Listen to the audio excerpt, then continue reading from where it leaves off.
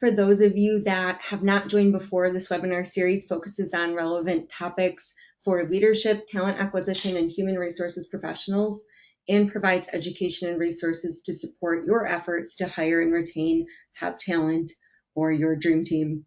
We're excited to discuss with you today managing through change and uncertainty. And my name is, again, for those who haven't met me, my name is Laura Fisher. I lead the HR advisory team at Sikich.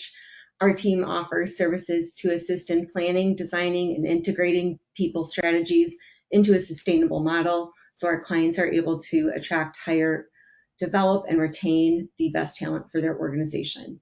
So whether you are looking to enhance current strategies or build out a function from the ground up, our flexible service delivery model ensures that your short-term and long-term goals are met.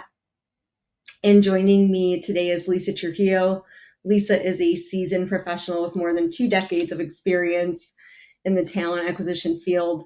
Lisa serves our clients in executing talent acquisition strategies and building best-in-class recruitment programs.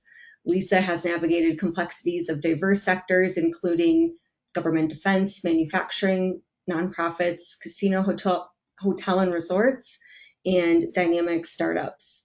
So thrilled to have Lisa with me today. And for those of you that aren't familiar with Sikich, our firm draws on a diverse portfolio of solutions to deliver transformative strategies to clients across the US and globally.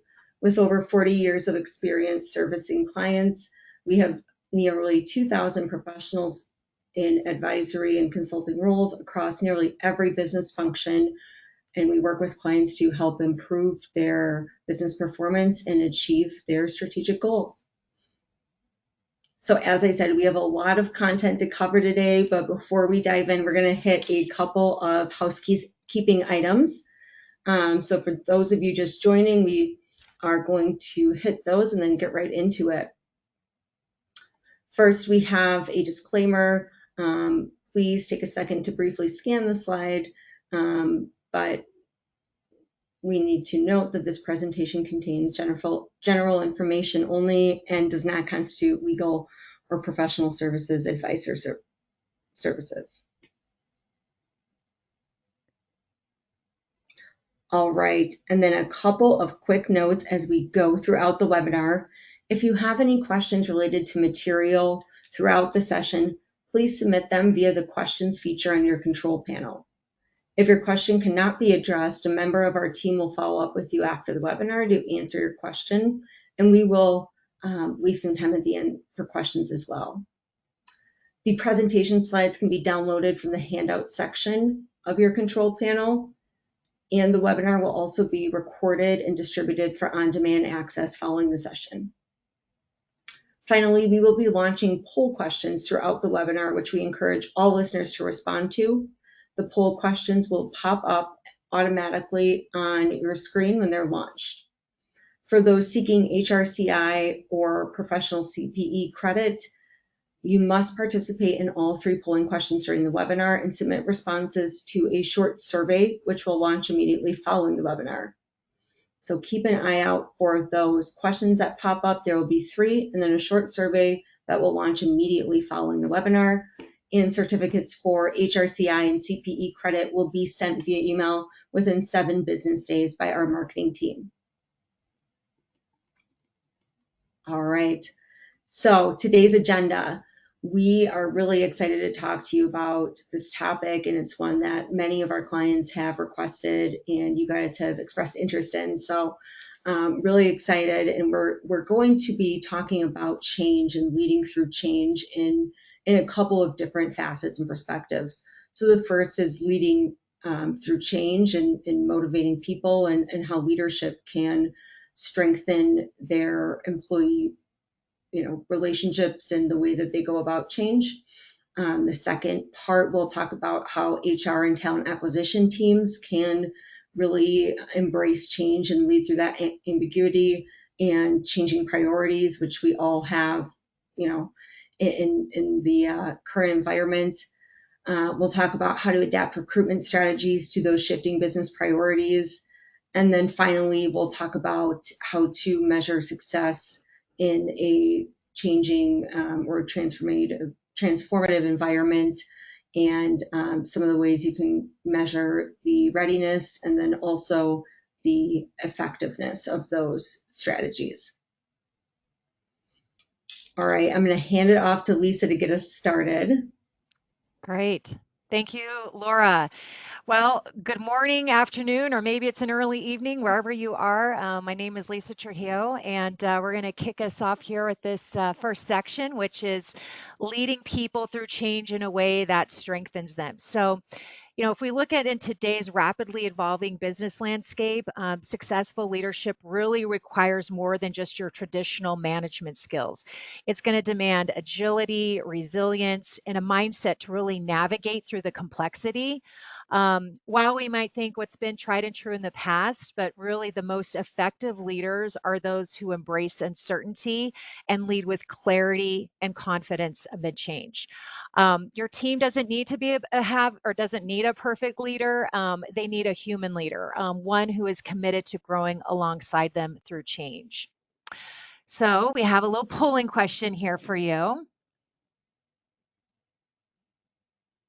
So, which statement best describes your organization's leadership capability in navigating uncertainty? Do you feel your leaders excel at navigating in ambiguity and change? Manage uncertainty adequately when needed? Do they struggle but eventually adapt? So, love to get your response already. We've got quite a few coming in here, so this is great.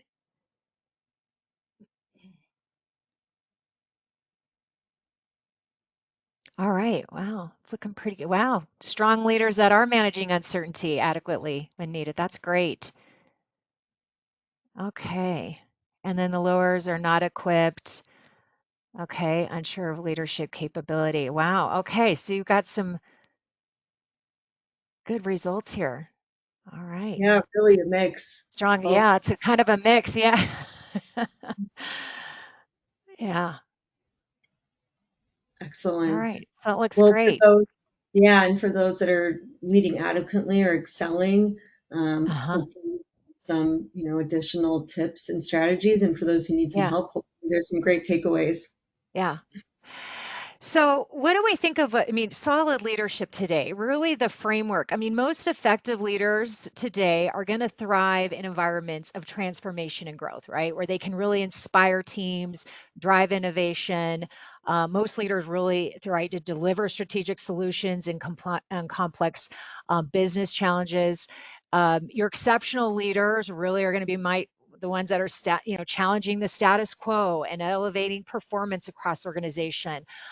They recognize that people are truly the driving force behind success, and they prioritize building a culture that's going to foster trust, engagement, and purpose. They might be sharing employee stories, amplifying employer value proposition. They really create that authentic connection that aligns with the organization's North Star goals. Their ideal is really not just to manage talent, but to really develop it. So those are those stretch and grow, even on amongst their leadership team. So these leaders, agile, resilient teams capable of weathering storms and steering an organization toward sustained, steady progress. However, on the flip side of that, of excellent leadership, Forbes has recently published, I think it was back in March of 2025 of this year, there has been an unprecedented level of departures and exodus of CEOs. So much, there's been an increase of 16%, so much a big rise, a little over 1,900, which surpasses another stat back in 2023. So again, a lot of these departures come from the high tech space, others just literally across from industry wide. So we need to kind of start asking, so why is there a surge in these CEO departures? Or maybe we're asking, why is ambiguity really a leadership test and not a talent issue? And what I mean by a talent issue is where we might say, oh, our employees need to be more able to navigate their work through, without clear guidelines, right? So that might kind of be a default.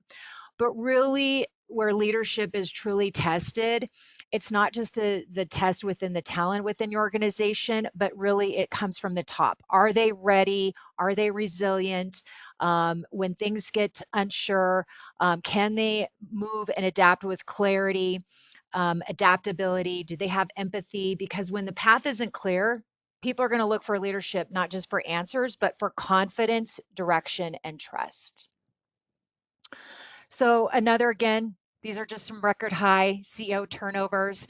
And a lot of these reports are coming from, what is the findings out where these CEOs, what are they saying in today's climate and market? So a lot of these stressors is going to be from the tariffs coming, there's tariffs, recession, fears, there's AI disruption, which is, could be really exciting, but also it's a disruptor.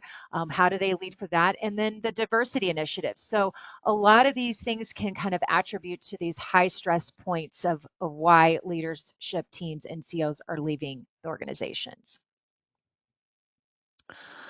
So again, why this perspective matters, again, another polling, whether if it's from Gallup, this from McKinsey, Harvard Business Review. So you can see that yeah, these are common stats. So 90% of ambiguity issues stem from leadership gaps. So if there's nothing cohesive, and now you're infusing in a change, there's going to be a disruption. However, on the positive side, you get 3 times higher performance, right? When leaders do lead with clarity. So in the previous polling, it was great to hear that yes, our leaders are prepared, they can be equipped. So that's going to be very important. So when we come to any one of any event at any one of these that you can see, any of these situations or a combination of both these cycles, at some point your leadership team is going to face one or more of these situations, and they're going to need to be very vigilant and best prepared. So it's very important to build your company's infrastructure with strategies and support systems that have ongoing feedback and practices for your leaders to quickly pivot, adapt to what's happening both externally and what's happening internally. So there's a lot here. I'll just kind of give a couple examples. So if with crisis management, business continuity planning, do you have or have you built an agile response framework, right? Do you have that in place? Have you done scenario planning and contingency strategies? Can your leadership lead with empathy and transparency? Communication. Do you have those communication lines amongst your stakeholders to be informed and aligned? I mean, on and on as you can see in here. So these are those elements, how you can try to put in those practices in place to really prepare if any one of these events were to trigger, or multitude, are we prepared for that?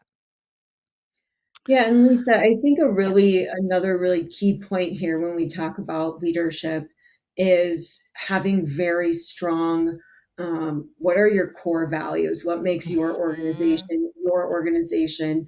And so that Yes. comes down to those values and those how you do things. And so Yes. whatever the scenario is, like I see this event and communication strategy, it's going to look different for every company, but Mhm. it should be driven by the core values and the vision. Yes. Yeah, absolutely. And again, like on talent strategy, when you have volatile markets, what's your workforce planning and, redeployment? And, you're kind of rethinking some of these strategies, what might have worked in the past, but when we have an influx of something changing, are we able to shift and prioritize differently? So again, and that might be instead of your long-term planning, those are those short-term planning sprints. But yeah, absolutely, Laura. So leading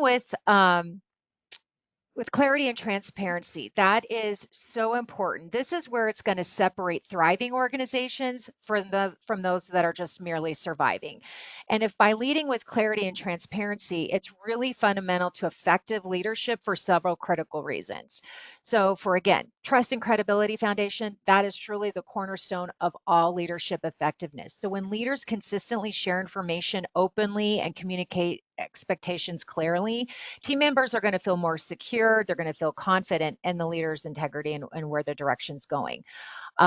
decision-making acceleration. So again, clarity is going to eliminate ambiguity, right? Which slows down organizations. So when leaders can articulate the vision, the priorities, the employee value proposition, all of that, there's going to be faster, more aligned decisions without constantly team seeking for clarification. And this is going to help reduce a lot of those bottlenecks. It's going to empower your teams to really act autonomously within clear parameters.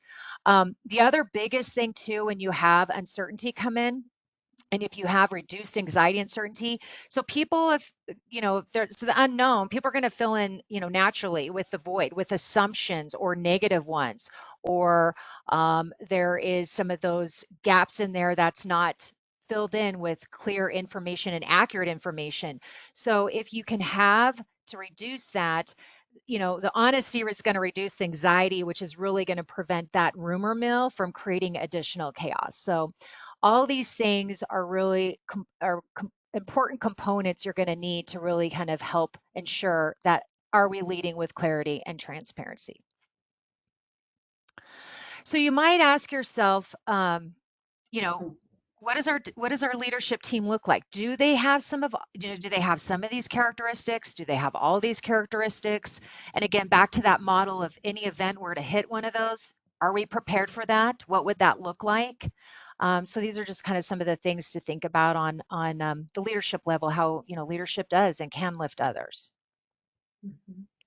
Yeah, and Lisa, one of the Yeah. things going back to, your previous comment, if there, if information isn't shared down within the organization, they're still talking and they're going to make up their own narrative. So it's Yep. always better for, the leadership team to drive the narrative and what's going on. And even if that is, we have uncertainty, we can't share at this time, just being really upfront about that, Yep.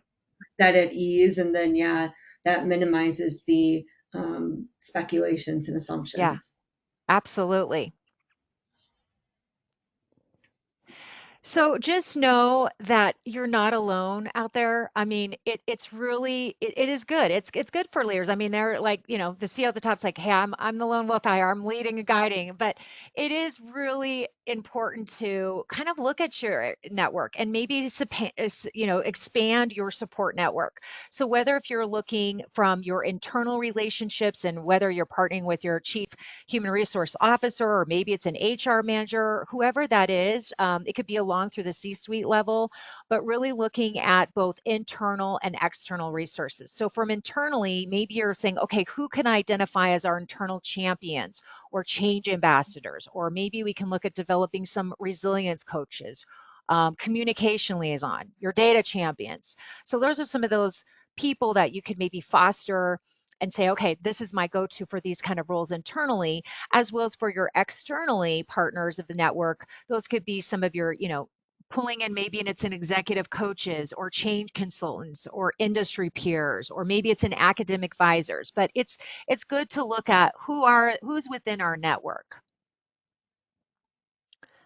So within that network, it's also looking at, okay, so what's my leadership role in driving engagement, which is really important. So as we tap into maybe those network roles or support groups, we can also have our leaders train their incoming up and rising stars, and who is my next leader going to be on my team, and how do I inspire and motivate and kind of pass along that information by training other leaders, so it has that kind of constant communication and influx. So you're having a very healthy conversation, what to do, how to anticipate. It's always great to have that knowledge base if someone's been there, done that before in the role, but also being able to train. Here's some tactics and tools that they can do.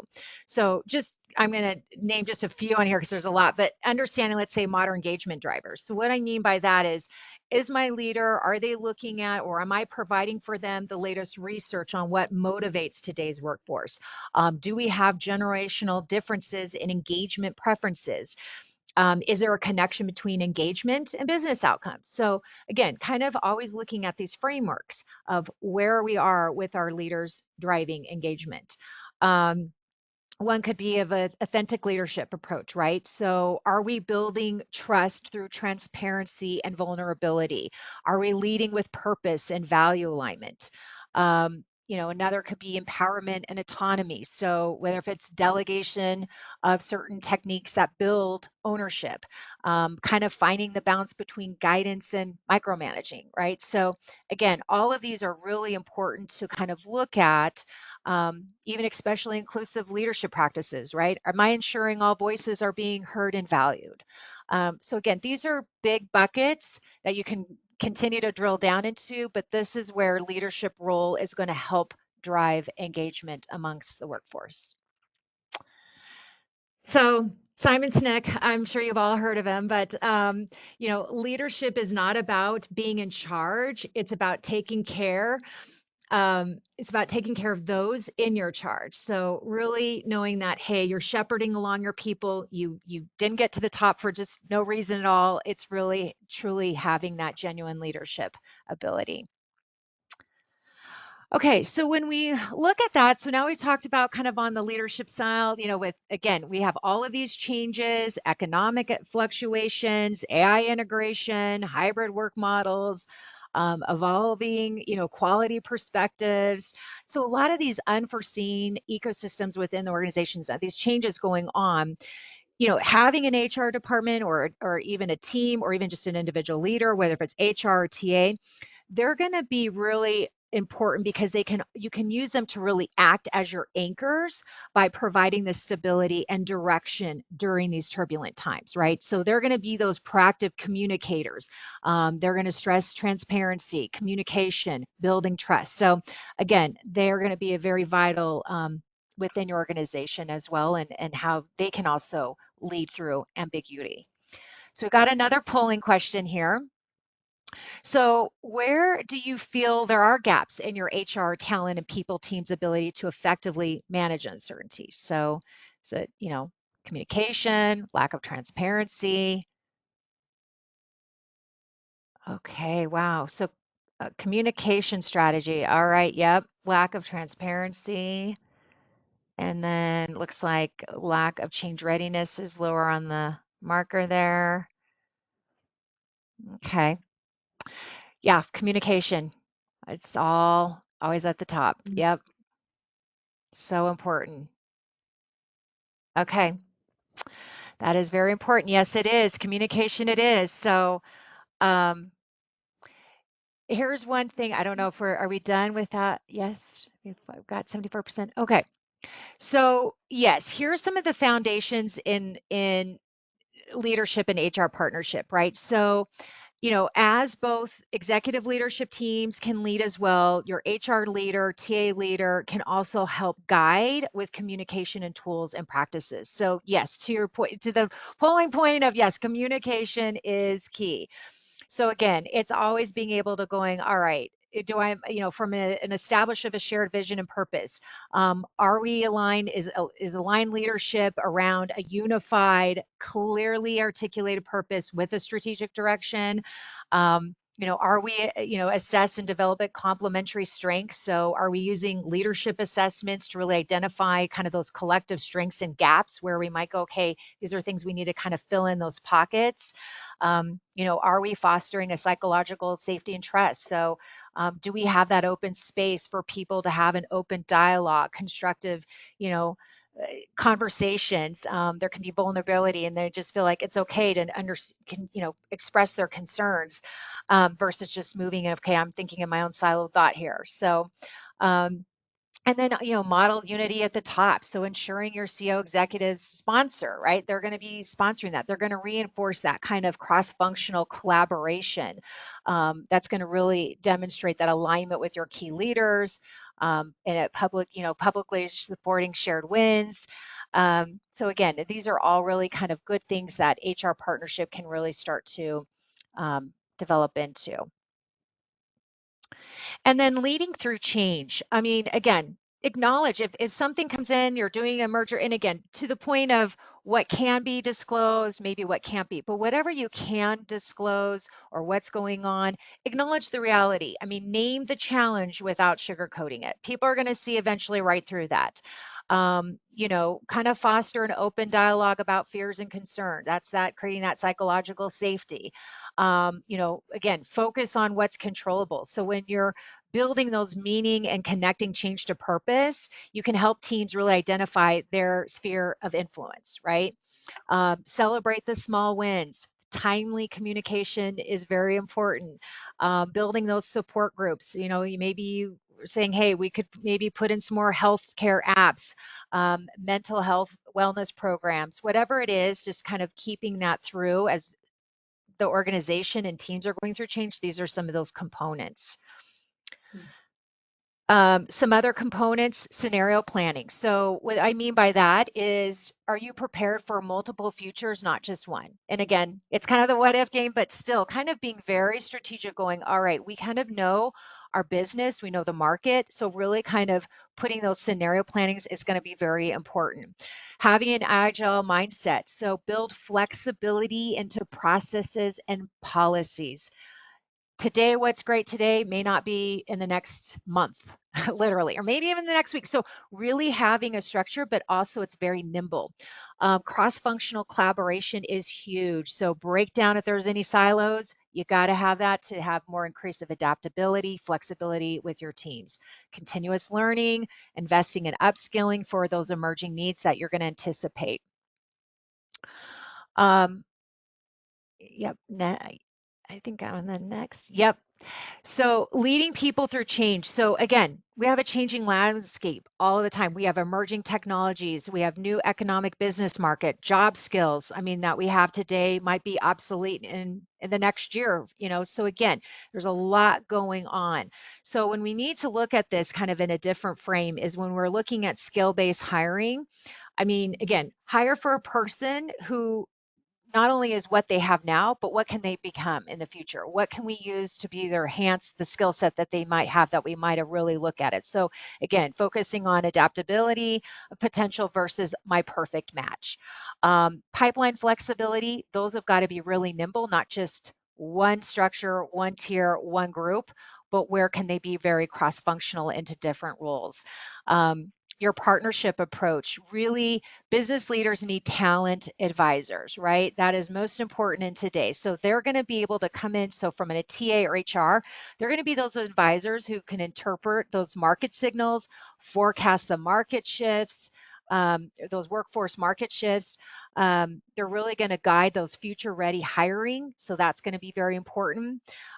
We have data like no other today. Who knows what it'll be like in the next 5 to 10 years, but really utilizing if you have any type of software technology, AI systems, using those analytics to predict and prepare. So that could be anticipating gap skills, maybe identifying upskilling opportunities. So kind of spot those emerging roles before the business is going to feel the pain.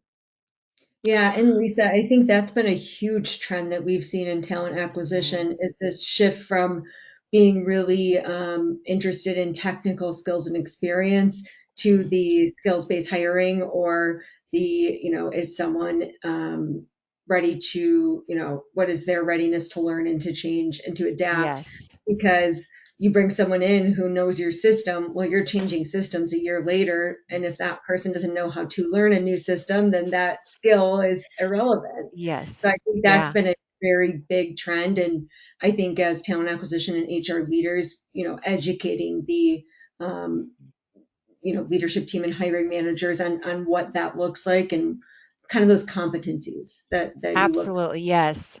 Yes. So next we've got employer brand resilience. So really you want crafting that compelling employer value proposition. So this is where it's so important and it still has been for these last several years where people are truly looking to tell authentic stories of how your organization navigates change, right? Transparency. So if you are going through change, whatever you can publicly put out there, That, because again, word on the street might be different than what's really the reality. So that's something to again get with if you have a corporate communications team, or if you don't, whoever you can use to really articulate and craft something that's authentic, truthful, and you can be shared. Out of the conclusion of all of these that you can see up here really is that building a resilience in talent acquisition strategies for future disruptions. You're really going to look at, your action planning session for participants to apply concepts to your organization. That's going to be also very key. And out of all of these bullet points, kind of a conclusion to this is really of resource sharing, right? So looking at those networking opportunities for ongoing support is going to be huge in the time of business today. All right. So another quote I love from Brene Brown is, a leader is anyone who takes responsibility for finding the potential in people and process. So true. Okay, so now we're going to look at more on adapting recruitment strategies to the shifting business priorities. So the new recruitment reality today is how business volatility impacts talent acquisition. Uncertainty isn't the exception anymore. It's really now the norm today, to kind of Laura's point too. Mhm. In the midst of all this change, it's our people who are going to feel it the most. So organizations really must reimagine their talent strategies to prioritize flexibility, agility, support effective career transition, foster leaders with well-being amid, just among going all the change and uncertainty.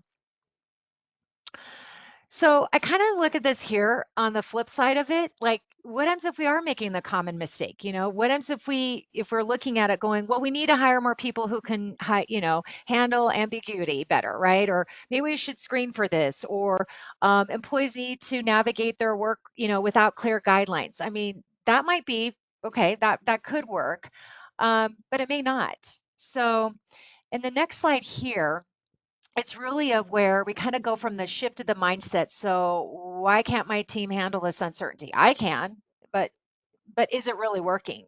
Are you finding the results cohesively throughout the organization? So this is when you kind of look at, again, back to that slide way up earlier on, any of those events, looking at the model and going, okay, if this were to happen, are we going to be able to own it? Do we have the roadmap? Um, do we have the capabilities? So do we have the skills for this? And then you kind of start to build and look at then having those conversations with your leadership team throughout the organization. And can we model the way? So if we had any one of these, we are best equipped to be able to navigate quickly, timely, and have those communication in practice. So another kind of paradigm shift here again as well is that, we look at saying, okay, talent focused view, right? So if I have ambiguity as a skill gap, or some people just have it like, hey, I can navigate through uncharted territories. I'm good at it. I can lead this way and that, but is it going to have the business impact really valuable? That's going to be productive. Solution, better hiring. Okay, that might be another go-to that we think of. Again, all these kind of the maybe not so much we should think, but really shift over our mindset to leadership focused view. So that is that leadership change when we have ambiguity. So are our leaders best prepared? And it starts from the top. And are our teams prepared for that? Do we have clarity? Do we have better leadership from prepared from any of that? So it could be from even a manager, supervisor. So it all kind of just comes from the top to down, bottom to up. Really, it's a very cohesive. We work in such dynamic environments now. So it really has to blend through and have that synergy. You have to look at the organization's capability. If this were to happen, are we in trouble? So yes, next slide here. So again, this is kind of that reimagining the recruitment process. So before we might have thought of predictability versus uncertainty. Linear growth, now we're looking at cyclical volatility. So that's from hiring freezes to now we're hiring sprees, right? So again, looking at all these components here, we might have just said, hey, we're just hiring in our local area, but no, we're going to need to expand that. Maybe we go to a global level. permanent versus fluid. So those are more of kind of like roles for, let's say, permanent. We had roles that were in very static jobs with narrowly defined responsibility, right? Long-term work growth. Now, fluid, we're looking at going, okay, shifting business needs, team priorities. Do we have individual skill sets? So again, it's looking at a versatile skill set where can they work on either short-term projects across the organization? Do they have cross-disciplinary, skills, ability to work on very key projects? Should there be a change or there was a merger, whatever it is, do we have that in place? So that's kind of that fluid, permanent from fluid. So And I think, Lisa, especially, and I know you'll talk about this a little more, but in the recruitment process, being really upfront with candidates, saying, we are going through transformational change right now, and mhm, this is what you can expect coming into our organization. And mhm, then some candidates may say, that's not for me. I don't thrive in that type of environment. Well, good. Then we've kind of weeded yeah, out that person who might be unsuccessful. But to as you said, and sugarcoat and say, yeah, things are good. There's some changes, but everything's all good. That the person's going to get in and say, oh my gosh, this is a mess, and everything is turned upside down. So I think just being really clear, and then you're going to get more people who thrive in that type of environment. yes, 100%. Yes, yes, yes. Okay, so we got another polling question here. So, um, what has been your biggest talent acquisition challenge during change and uncertainty? So maybe some of these, maybe all of them. Um, yeah, hiring priorities and headcount. Yeah, that is always ongoing. Yeah. Uh-huh. Aligning leadership and hiring a workforce. Okay. Lack of internal, yeah, bandwidth to adapt quickly. Okay, communicating chain effectively, candidates, new hires. Really a spread of Yeah, all. kind of it is. Very interesting. Yeah. Uh-huh. All right. Okay, so managing evolving higher priorities and headcount plans. Yep, it's always, yep, very true. It's still going today. So having more complexities on top of that makes things a little more dynamic. So yeah, so again, how back to kind of even Laura's point, when we're hiring and you're not being communicated, like, okay, you're bringing in somebody and they're like, whoa, what did I just get into? So again, leading your TA team through this, it's going to be good for even your own TA team, or if it's just a single recruiter. So, example, like team exercises for maintaining morale during hiring freezes. What does your recruiters do for that, right? So, if you're getting in some great talent coming in, but you're not hiring, what is their communication? Do you have those templates ready? How are they supposed to, what if effectively, what did they need to say out to the external world there? Communication protocols. So again, another would be like the priority shift communication cascade. So if this event were to happen, we can go to this event and this event. So kind of doing this kind of shift cascade model you could do. Capacity management strategies. So example in this would be, let's say, okay, we're going to reallocate or allocating resources when hiring plans change. So we might have some people over here in this group, but this is going to change. So again, it's building, does my TA team or individual have the support? Do they feel safe to come to the leadership saying, what's going on? And do we have the information and start to build out those plans? Um, okay, Love it. so here on this adaptive approach is resetting the framework. So you can kind of build it however you want, but this is just kind of from a start to build the framework. And then I'm going to be talking through the next slides of those integrators into this. So you can, no matter what challenge you resonate with the most throughout any change within your organization, whether it's attracting top talent, aligning those shifting priorities, keeping candidates engaged, these are all signals that your current recruitment approach and TA strategies may need a reset, right? So you might kind of start to frame this out saying, okay, when I'm looking to build my talent strategies, are they adaptive by design, for one? When our organization faces volatility or uncertainty, or we're doing a transformational shift, do we have the flexibility and intentional framework that's going to give us something to anchor onto? Right. And this is where it's going to, when you build this out, it's going to help with speed, clarity, and consistency. So starting with this, when we're talking about all these, and I'll kind of go quickly here because we've got a lot of information to cover, but again, when we're talking about workforce redesign, right? So your traditional one size fit all workforce management might not be, it's going to be probably obsolete, right? So you might build a three-tier system of what those needs are, right? So in that three-tier system, that could be looking at core critical roles, strategic roles, technical roles. I mean, again, and then your tier two, what is my flexible skilled workforce? Your tier three could be what are variable support work, force. So those are more of your standardized, repeatable, roles that they're always doing the same task. So anyway, that's something to kind of have more of a flexible workforce architect design that you're going to want to look at. Um, Elastic talent pools, what I mean by that is, okay, have we championed our alumni networks? Do we have talent clouds? Do we have independent contractors? Again, do we have people ready to go for, let's say, project-based work? Again, strategic scenario-based planning, anticipating and preparing for those hiring demands in the future. If we know, okay, we're going to merge with this new market here, what do we have in place to be ready to go for that? Agile talent acquisition, speed without sacrificing quality. So really breaking down those hiring cycles into smaller, manageable sprints. So again, cross-functional collaboration between your recruiters, your hiring manager, stakeholders. So really putting in place what are those expectations so things don't get bottlenecked, because we need to move at a different speed, and having those real-time feedback. Um, Yes, flexible. Okay, so adapting recruitment strategy, changing business priorities, flexible sourcing models, cost intelligent management. So those are just what I mean by that. Smart optimization, not just, hey, cut roles just because why we think so. Being more smart about it. Technology enable adaption. So we are in a digital infrastructure for agility. Do we have the tools ready to go? Do we need to level up a little bit, lift those up?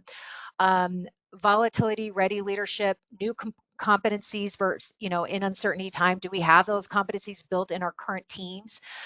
Anti-fragile culture. That's something where change doesn't have to break us, right? It can be really a catalyst that makes us stronger. There's actually a guy, Nassim Talib, I don't know if I'm saying his name correctly here, but he wrote a great book called Anti-Fragile, Things That Gain from Disorder. And kind of the point is that, hey, when volatility and uncertainty, people actually become stronger of it. So not to be afraid of it. And this is kind of, again, putting things together. So if you look at a flexible assessment method, and what I mean by that is evaluating candidates against evolving competencies. What does that look like? So maybe kind of building an adaptable competency matrix. Next would be, okay, technology solution.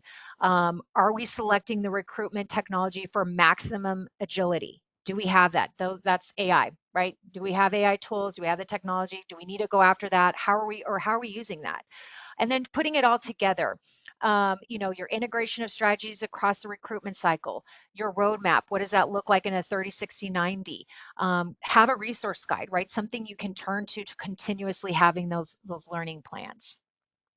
Mm-hmm. So, Yeah. Yeah, yeah. no, thank you, Lisa. I know that was a Yeah. lot of great information. And again, if there was anything that you missed from the slides, we'll be sending them out afterwards. So to kind of, kind of bring this full circle, we're going to talk about leadership again and how you can prepare, measure preparedness and success in this environment, both through leadership lens and HR and team lens. So again, as we talked about, the current economic fluctuations, AI integration, hybrid work models, shifting hiring needs, these have all presented uncertainties and challenges that our business teams have had to navigate. And so just looking at what are some of the things that you can do to be ready. I think, one of the main themes from Lisa, what you talked about last was how to be proactive versus being reactive in a lot of these cases. So having that scenario building and making sure, you're building those talent pipelines. So when the doors, if you're on a hiring freeze, so when those floodgates open, you're ready to go. So a couple ways to really evaluate the organizational's capability to navigate uncertainty. I wanted to talk through those. So measuring leadership and team readiness, the ambiguity, tolerance, self-assessment. These are, again, for anyone who answered at the beginning of the session that there's some gaps, or maybe there's uncertainty in the leadership's ability to manage through that change. These are a great tool, and so they can be used in leadership workshops, coaching sessions, training, to help individuals reflect and evaluate their comfort with uncertainty and their effectiveness working in complex or ambiguous situations. So the goal is to increase the leader's self-awareness of where they may find challenges when leading through this change. So if it's not something your organization's done before, again, we highly recommend it. Especially if there is going to be a major transition or transformation on the horizon. You want your leaders to know, okay, what do I need to be aware of, and what do I need to kind of hone into when I'm leading through change? Then the change readiness assessment. This is more of the organization's capability. So you're really evaluating and assessing the organization's openness to change and their readiness to change. And so we recommend conducting this annually or semi-annually, and it's especially important if you have a tenured or long-term employee population combined with a newer leadership team, because we see those disconnects a lot when you have a lot of fantastic, great tenured employees, a newer leadership team, or people coming from different perspectives, maybe after a merger, and there's just some, differences in how ready and how open to change these two groups are. So you really want to understand the readiness for change, and then you can really address those potential pitfalls of implementing too much change at once or implementing change too quickly. The pulse surveys. So this is really going to the team pulse surveys, similar to an employee pulse survey, but we're really honing in on a specific team. So for example, if your HR team is implementing a brand new HRIS system, and at the same time they have a new HR leader, and they're also looking at a new, talent acquisition system, that's a lot. So if there are specific teams going through multiple simultaneous change, take these pulse surveys. And these are going to be even more frequent, so monthly or maybe even quarterly, and could be something to really keep in mind for those teams going through mass change. So you can, again, address pitfalls or really be proactive in addressing concerns. And then the leadership 360 for uncertainty, it's similar to the ambiguity tolerance self-assessment, but this is using multi-reader feedback. So really pulling feedback from other leaders and parts of the organization for a leader to get their full picture of, if there is a disconnect, and maybe their self-assessment is saying, hey, I'm really great through change, and their team is saying, we don't feel great through change, let's get that 360 going. So then again, just kind of high level going through some of this, what are you looking for to measure? Like I said, how do you measure where they pinpoint kind of those areas of concern where more attention can be needed? What are your KPIs for measuring this? We're talking about ambiguity, we're talking about change. How do you pinpoint, things to measure and things to track to make sure that you are doing the best that your organization can do? So under leadership effectiveness, team confidence index, clarity rating, communication. So those are types of things that if employees are saying, we don't know the vision, we don't understand where we're going, or even what the journey is going to look like, that's a leadership effectiveness. For team resilience, and again, as Lisa pointed out, there's some times where it's a team or individual or employee issue, but a lot of times we're looking at that leadership effectiveness and setting up the team for success. So when we're looking at team resilience, what is the adaptation speed to change? What is the cross-functional collaboration? Are there still individuals who are stuck working in a silo and unable or unwilling to participate in that? Employee experiences is a huge one. Employee experience should still show high engagement and show growth and development throughout change. So those are some things you can look at. For HR agility, what is the learning velocity of the organization? What is the policy process adoption speed? How quickly are we able to, really deploy something with still being mindful and intentional around it? But is there, um, you know, a capacity or even strategy or understanding issue from HR that's really bottlenecking some of these things that are necessary for the organization? Talent sustainability, so that's really looking at your succession readiness, your retention rates, your internal mobility of your organization, and then business impact. And you know, look at the bottom line. What does that look like? Look at your customer satisfaction scores. That's going to tell you. And again, over the long term, it might fluctuate throughout, but if we're looking, are we where we thought we would be 1 year ago, and if not, why?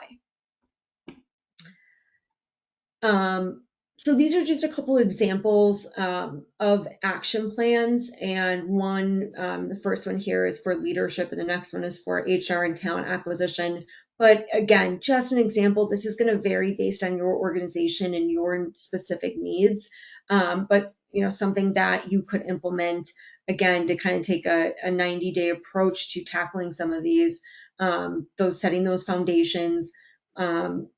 Putting in frameworks to help with execution, implementing updates, measuring KPIs, facilitating workshops, and then at that kind of last step, what's working, evaluating what's working, what isn't, sharing success stories, planning for those successful practices. So again, kind of that high level action plan for leadership. And please, if you do have questions on any of the content, drop them in the chat. We just have a couple more slides to go, and then we'll have a couple minutes for questions. So looking at how can we deploy an action plan for HR and talent acquisition teams. And this is going to be, a little bit more progressive as we're talking about these policies and these programs that really tend to deploy across the organization. So short-term actions, what are our current priorities? What are our current bottlenecks that we can streamline? How can we enhance communications in the short term? And how can we support immediate team needs? That is kind of, when you perform your SWOT analysis, what is our our low hanging fruit, our opportunities, our weaknesses that we got to address immediately. And then you look at those long-term strategies. What do we have the technology to get where we want to be as a team in a year from now? Do we have the team and the people in place to get where we want to be? If not, what does that look like? What is our roadmap to get us there? So those are really about building out the frameworks, investing in technology, and not just to invest in technology, but making sure it's linked to the strategy and to the needs of the organization, and then creating those programs to really enhance and encourage resilience. And I thought, this is a great kind of in summary, and just if you take away three things from this presentation: be transparent, share what you know, admit what you don't, commit to updates, be consistent, regular check-ins, predictable touch points, and a reliable presence, and be human, show vulnerability, express empathy, authenticity. I think that is key, that is critical, especially in the workforce today. We have seen shifts in leadership, and there is a much stronger desire for what we want from leaders, and it's for them to be authentic. So definitely keep that in mind if you take anything away from today. And for our, kind of closing and sum it all up and just moving forward, change is inevitable. Oh, I'm sorry, I went off camera. Am I back here? There you are. I don't know I what didn't want to happened. interrupt you. I didn't want to interrupt you, but yes, you're back. We can hear you, which is good. Oh, okay, I got the Yeah. chat. Um, moving forward, lead with, authenticity, build resilient systems, focus on what truly matters, and you can transform uncertainty into opportunity. So change is inevitable. Suffering through it is optional. Your teams need you now more than ever, and you know, keep these things in mind, and you'll get through it. Yeah. All right. I know we have just a few minutes left. Any questions that we can answer for today? Yeah. Oh, this is a great one. Um, how do you maintain team morale when your organization is going through multiple simultaneous transformations? Really, really good question. Lisa, do you want to take? Yeah. Yeah. Yeah, so really kind of the key is it's not going to shift from managing of to managing the people and experience change. So I probably would focus on one is you're going to create predictability within unpredictability. So while we can't control the market, we can't control some of these things that are going to be happening. So what you can control is you can have team huddles, monthly one-on-ones, or even more, kind of increase the communication of that. Be transparent, kind of to your point, Laura, as being transparent, authentic. So we don't have all the answers, but people can definitely appreciate when we know what we know and what we don't know. And here's what we're going to do to help you guide through that. So that's one. When to your point, Laura, when you've got transformation of ATS systems, or maybe there's HRS new things coming in, those are other concerns that people might have, like how do we do that? How do we kind of get that when we have other environment factors coming in? So really it's kind of saying, maybe this was a constraint for you before in the past. Here's how we're going to use this to make it better. So again, kind Mhm. of building your team of being more solution oriented, rather than just change receiving, right? So kind of pulling that. Yeah, I think a yeah, third thing is, teams get fatigued after a while if there is a barrage of different things going on. So again, you know, just making sure that you find that balance and having that framework, kind of what we discussed earlier, of how to kind of build in those gaps and then the conversation so you have the tools in place so you can have those when you do have things.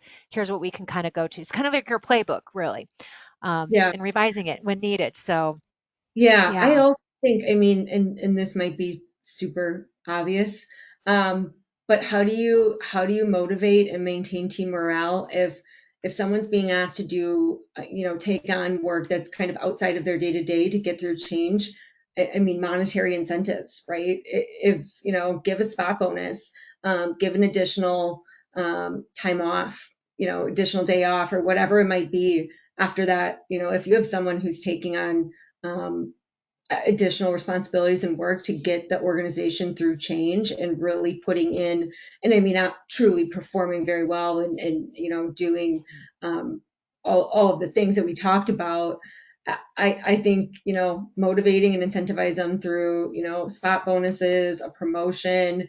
I mean, at the end of the day, the employee is going to be sitting there and saying, well, what's in this for me? Mhm, Kind of mhm. what, Yeah, so, yeah. all of those things definitely key to keep in mind.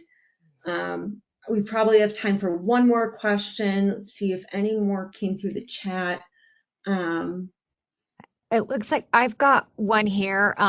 One was when business priorities shift quarterly, monthly, how do you balance the need for recruitment strategies, right? With requirement to maintain consistent candidate experience, right? And that kind of goes mm, back to that employer branding, right? So I'd probably look at if you're changing and pivoting from on your business strategies or whatever that is. So especially when hiring managers are unclear about what's evolving with the role, you got to get with the team internally from that communication. So when it gets in an interview or you're having something that's changing internally and now you're going to recruit and then you're putting that branding out there and there's that one expectation, but now they get up to talking with the hiring manager, is that hiring manager best equipped and prepared of what that communication should look like when they're going through an interview? So again, you kind of want to look at to seeing what's the what and here and the now. So kind of having those tools so they're knowing that the candidate is going to be treated respectfully, fairly, they're getting honest information, what you can give. So probably doing that. kind of that transparent being versus ambiguity. Like Mm. we don't really know what's going on, but we think we're doing, whatever they might be saying. So Yeah, you yeah. want to have it where you need to give your teams the tools of right aligned information, but also being able to be authentic. So, Mhm. Yeah, because it's the really what's message, important. hey, we really enjoyed meeting you. We would love to Yes. Yeah. bring you, into the team sometime. We have, some delays in our hiring process, and so we will let you know when we have updates. I mean, a Yes. candidate would rather hear that than hearing nothing for 2 months, right? Um, Exactly. Yeah. all right. Well, Yeah. thank you, everyone. We're right at time here. So just want to thank everyone for joining today and really appreciate the questions and the engagement from all the listeners. As a reminder, please complete the survey that pops up after the webinar in order to receive your credit. And please complete either way. Certificates will be sent via email within 7 business days. And if you had a question that wasn't answered, or you think of something after we hang up, you can always submit those through the survey and we will get back to you with an answer on those. So thanks, everyone. Thanks, Thank you. everyone. Really appreciate it. Bye. Bye. Bye.